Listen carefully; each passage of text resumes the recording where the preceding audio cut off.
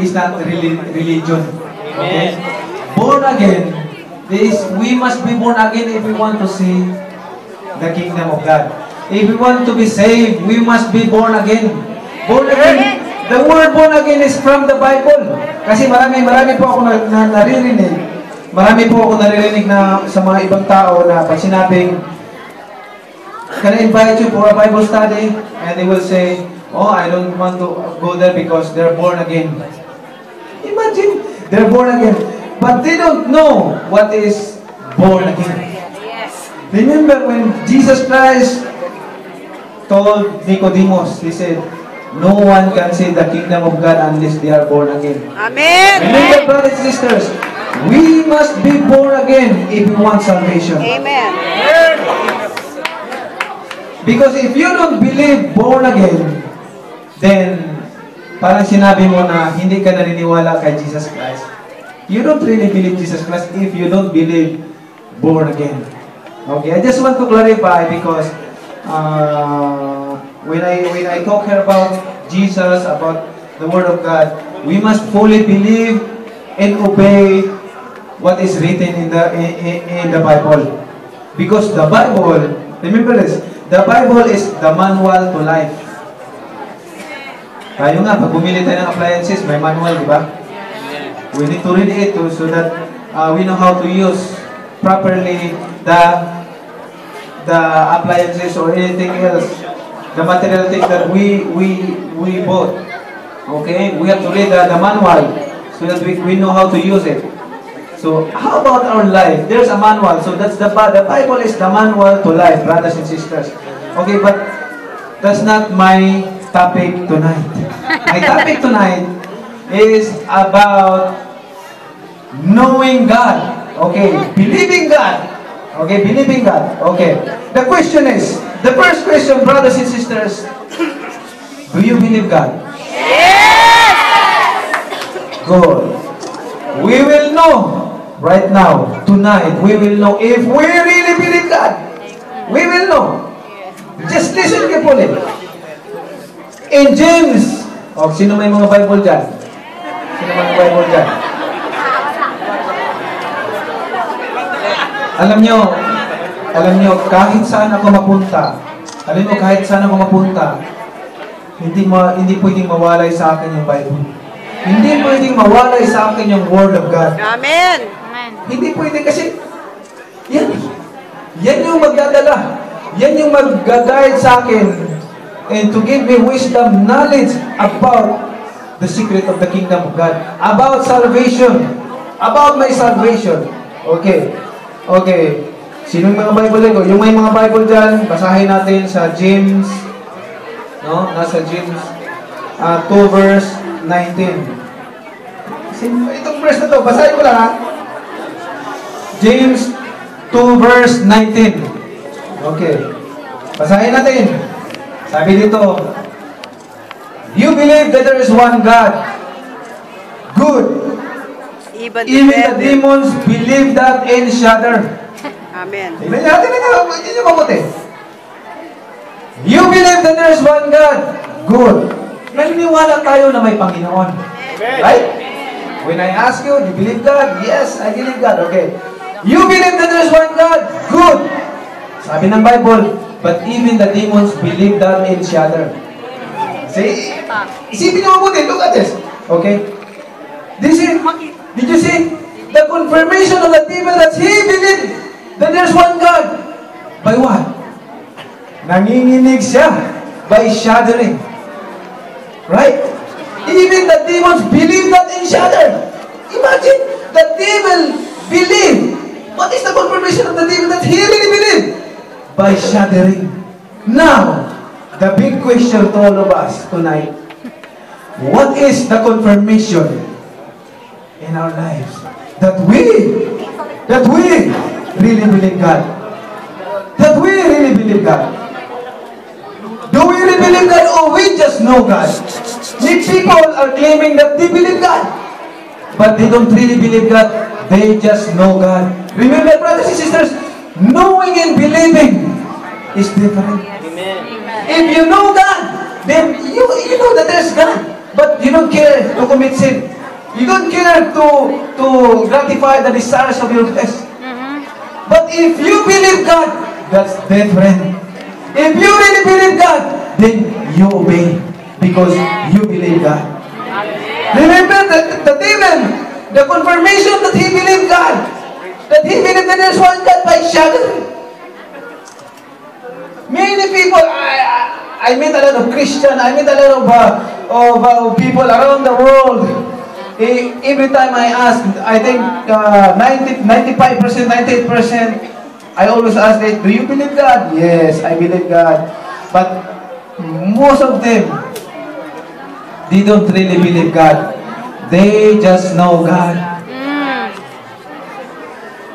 Don't you know that? Brothers and sisters, do you want salvation? Amen. Of course, we want salvation. I'm here, brothers and sisters. I don't need anything from you guys, but all I want is we want to be together. When time comes, we want to be together in the kingdom of heaven. Amen. Magkasama tayo ngayon. Pero pagkatapos ng buhay natin dito, ang tanong, magkasama pa ba tayo lahat? Magkasama pa ba tayo? Alam nyo, the Word of God, with the conviction, you know, when God changed my heart, every time I read the Bible, I cry. Why I cry? I cried. Why? Because the Word of God is piercing my heart. Talagang tinutusok unti-unti yung puso ko. Sinasasaktan ako kasi yung mga words sa Bible, nasasaktan ako kasi yun yung mga ginagawa ko eh. But when I realize, continuing reading the Bible, the Word of God, every day and night, meditating His words, I learn about the secret of the kingdom of God, and my knowledge about the secret of the kingdom of God is increasing. That is why now I have fear to the Lord to commit sin against Him deliberately, intentionally. I have fear to the Lord. And you will realize, you know, what Jesus told us, love your enemy. Before, I don't understand that. How can you love your enemy? I don't understand that. How can you love it? Kalaban mo na yun. Ilab mo pa yan. But now I realize when my faith and belief increasing, I understand why Jesus told us that you must love your enemy. When the Holy Spirit is in you, you will understand that. But if the Holy Spirit is not in you, you will not understand. And you cannot do that by loving your enemy. And to have compassion to your brothers and sisters. That's the most important thing, brothers and sisters. Do we really believe God? Many people, we will read again in Matthew 7 verse 21. Matthew 7 verse 21. Anong sinabi doon? Matthew 7 verse 21. Okay. Listen. Sabi doon, the Bible says, not everyone who says to me, Lord, Lord, will enter into the kingdom of heaven, but only the one who does the will of my Father who is in heaven. Amen. Not everyone who says to me, Lord, Lord, will enter into the kingdom of heaven, but only the one who does the will of my Father who is in heaven. Hindi lahat ng nagdadasal ng tao, hindi lahat ng nagdadasal na Christian, hindi lahat ng tao na nagdadasal, tumatawag sa Panginoon araw-araw ay ligtas. Yun ang ibig sabihin. But only the one who does the will of my Father, yun lamang gumagawa sa kalooban ng Amang nasa langit. Amen. Now, the question again, what is the will of the Father? Kasi sabi ni Jesus, ang maliligtas, yun lamang gumagawa sa kalooban ng Amang nasa langit. Do you know what is the will of the Father? Kasi yun lang maliligtas. That is why everywhere I go around the world, I encourage everyone to have the Bible and read the Bible every day and night. Meditate on it day and night because it's already written. Sabi ni Jesus in Matthew 4 verse 4, it is written. Bakit niya sinabing it is written? Because it's already written in the Old Testament that man shall not live by bread alone, but on every word that comes from the mouth of God. But we don't obey that. That is why we don't know what is the will of the Father if we obey that words. Oh, imagine, if we obey that words in Matthew 4 verse 4, we should know about what is the will of the Father. The will of the Father, what is the will of the Father? Sabi niya doon, Sabi niya doon sa John 6, verse 39 and 40. And this is the will of Him who sent me, that I should lose none of all those He has given me, but raise them up at the last day. For my Father's will is that everyone who looks to the Son and believes in Him shall have eternal life, and I will raise them up at the last day. So meaning to say, brothers and sisters, okay, I will share to this. I'm excited to share this to you. The will of the Father is you must accept the Son as your Lord and Savior. That's the very will of the Father. That's the very will of the Father. Accept the Son as your Lord and Savior. Ang ibang tao, baka sabihin nila doon, ay, ang dali lang pala, no? Accept lang si Jesus as your Lord and Savior. Yun na yung will ng Father. Okay. Madali lang pala yun. Madali lang pa yun. Okay, now. Okay. Anong ibig sabihin? Now, what is the meaning of acceptance of the Lord Jesus Christ? When you accept Jesus Christ as your Lord and Savior, what happened? What happened in your life? The Lord will change your direction. The Lord will change your direction. If your direction is this way, the Lord will change it this way. If you still, before you accept Jesus Christ as your Lord and Savior, if you're doing this, okay, your mouth is careless to say the word, filthy languages, or anything else, mahilig ka magmura. Okay, makinig kayo mabuti. Mahilig ka mura, palasugal ka, palamura ka, o ano bang mga babaero ka, o ano mga ginagawa mong you keep on sinning deliberately. Now, because you accept Jesus Christ as your Lord and Savior, nga tapagligtas sa buhay mo, Jesus will change your way. You'll change your direction this way. Amen? And that's, we should be. And that's, we must be. In that way. Not saying, oh, I'm a Christian, but you're still doing that way. You're still doing deliberately, keep on sinning deliberately, brothers and sisters. And I saw that, I made that, I saw in my eyes, Christians are keep on sinning deliberately. That's what happened, brothers and sisters. Brothers and sisters, you know, I'm doing this because I love you. I love you. I want you to be with you. You know, I want to be with me in paradise. When the Messiah comes, when Jesus Christ comes, you will know that He's coming very soon. We know that He's coming very soon. Look at, if you read the Bible, you know that His coming is near. Why? What's happening now in Middle East? That's what the Bible says. Sabi niya ka Peter, sabi ng mga disciples, what is the sign when these things will happen? Ano mga sign? Sabi niya, ano mga sign pag itong mga panahon na to darating na? Sabi niya, you will see earthquake, you will see famine. Ano nangyayari ngayon? Famine. How many countries? Famine. Nations will rise against nation. Rumors of wars. Marami ngayon, rumors of wars.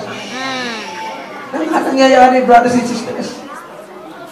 Alam nyo, sa buhay ko, bakit ako naging ganito? It's hard.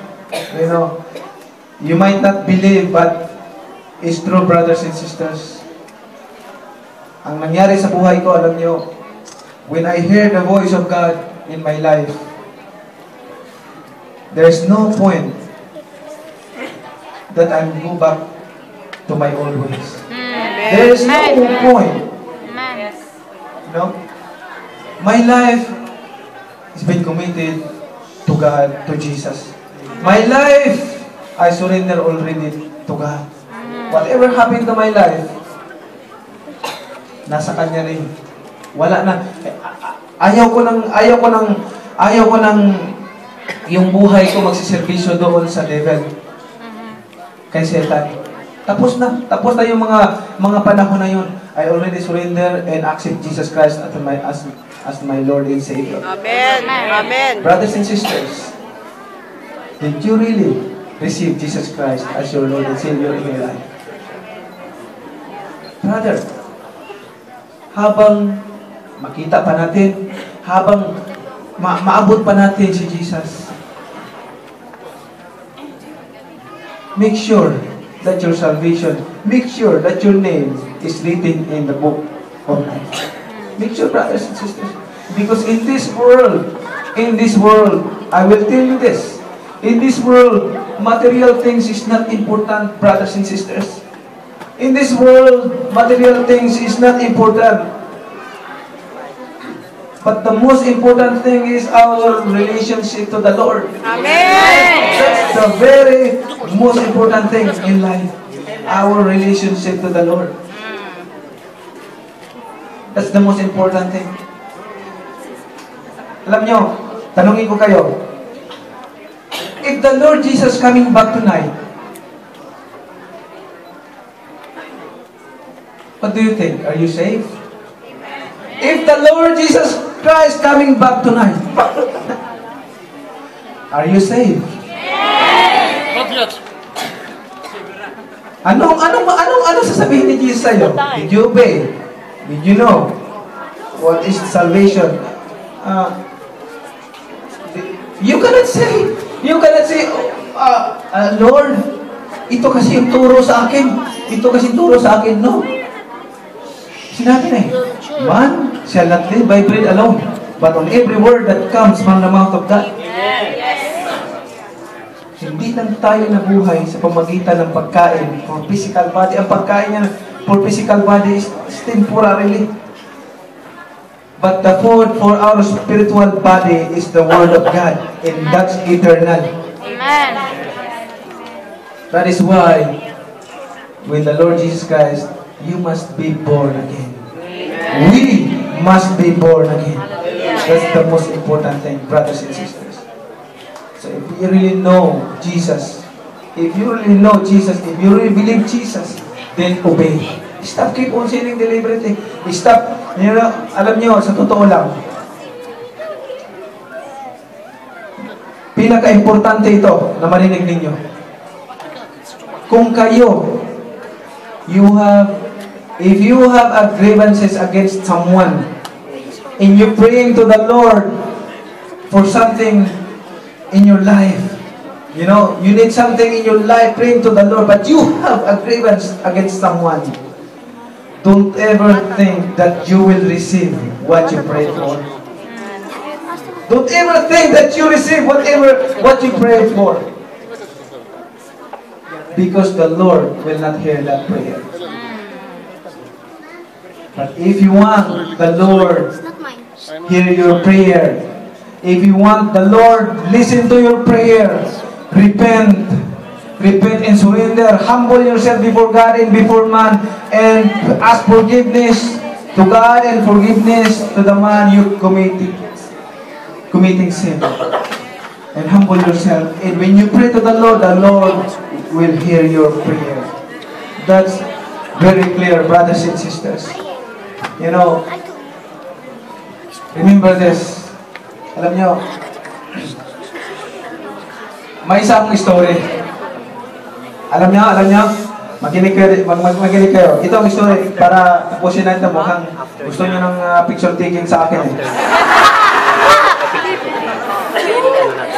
Gusto ko, mamaya na yan yung picture taking sa akin kasi importante ito, our Lord Jesus Christ. Okay. Amen. Remember, I'm only just human like you. So don't be amazed or don't be, what we call this? May starstruck sa akin. Okay. So, may story ako. Bago ko matapos ito para makarelate kayo sa story na to. Makinig yung mabuti. May isang pusa. Alam niyo pusa? Okay, pusa. Para makinig kayo. May isang pusa. Itong pusa na ito, Itong pusa na ito, nangangarap na makakain ng ibon. Oh, imagine mo, pusa, nangangarap siya na makakain ng ibon. Paano niya makain yung ibon? Ang ibon lumilipad. Oh. Ang pusa, sabi ng pusa, paano kaya makakain ng ibon? So, ang ginawa ng pusa, maagang-maaga, gumising yung pusa. Nakita niyo yung mga ibon. Yung mga ibon, may isang puno doon, dumadapo doon sa grass. Naghahanap ng mga makain, yung uod na buhay. Doon sa ilalim ng puno. Nakita ng pusa, sabi ng pusa, aha, gusto mo pala ng mga uod na buhay. Ang ginawa ng pusa, nag-ipon siya ng maraming uod, nilagay niya sa balde, tapos pasan-pasan ng pusa niya.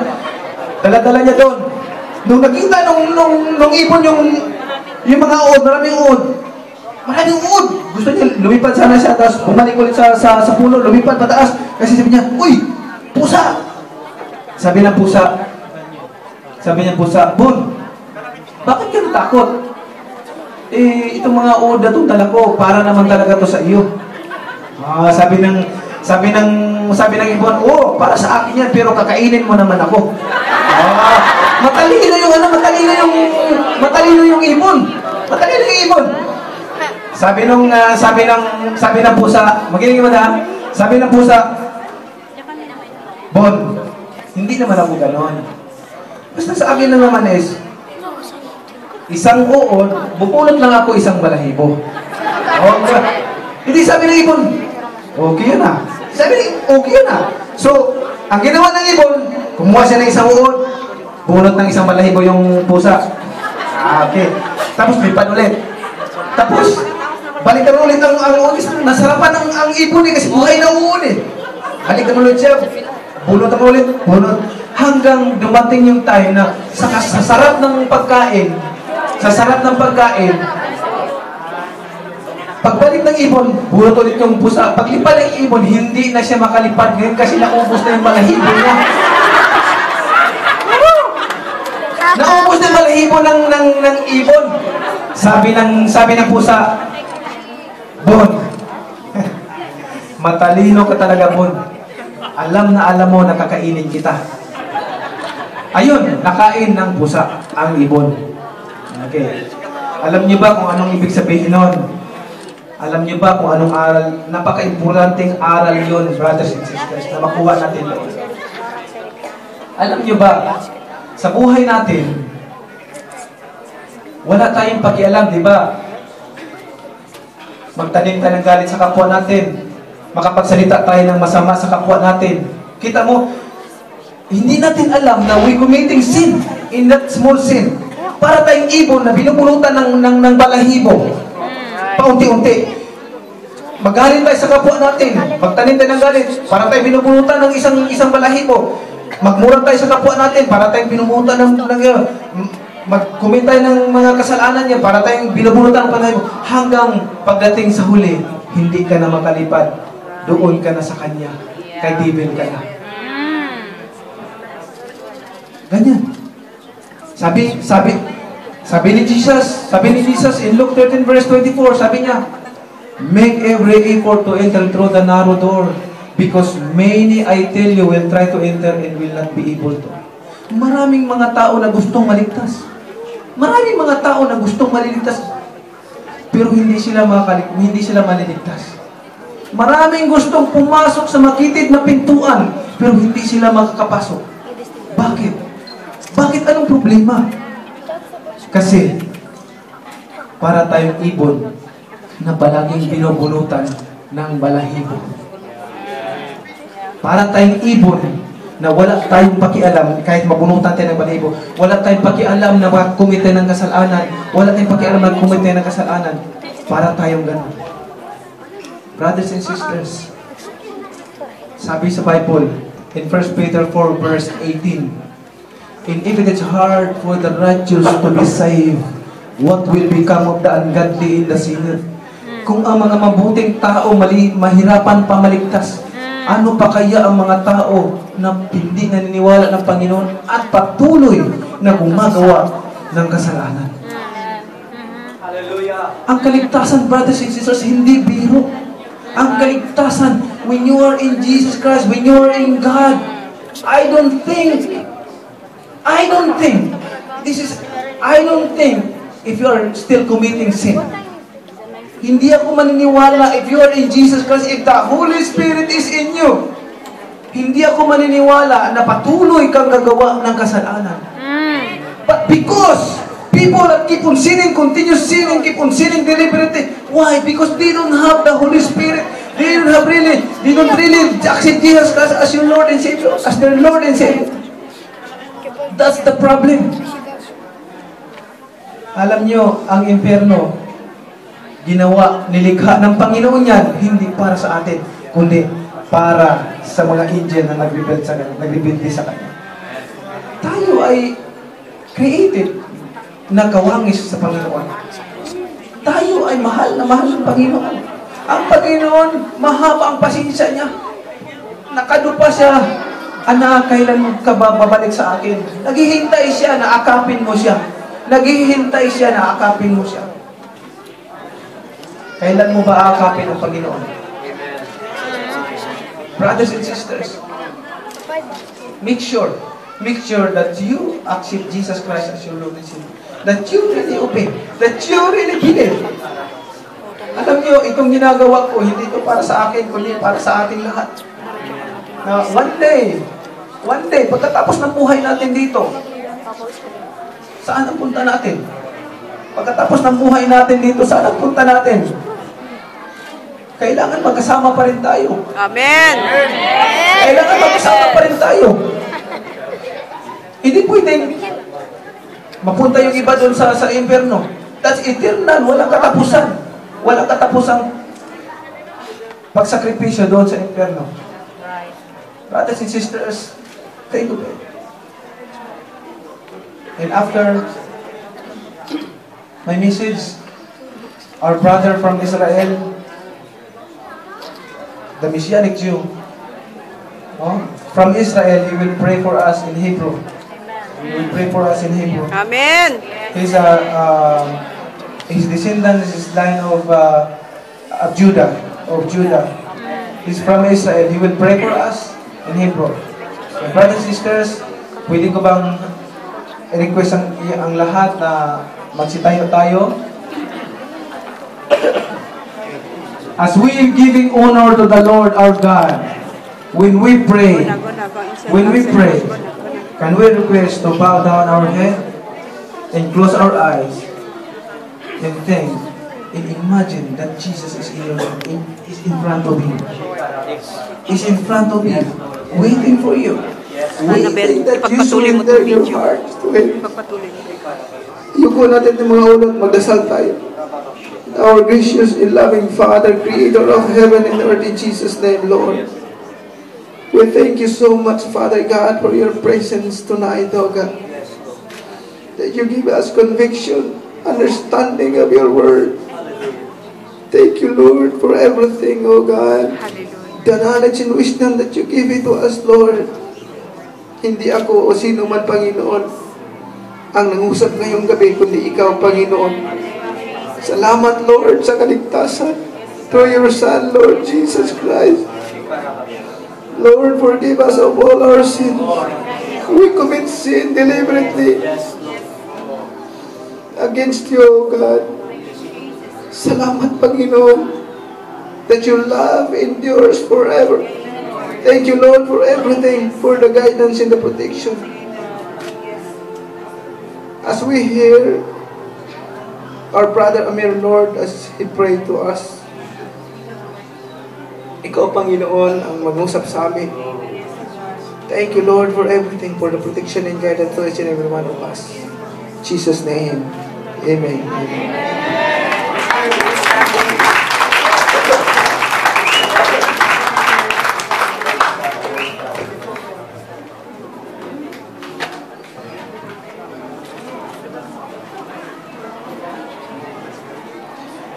If you think that you're here by coincidence, you're wrong.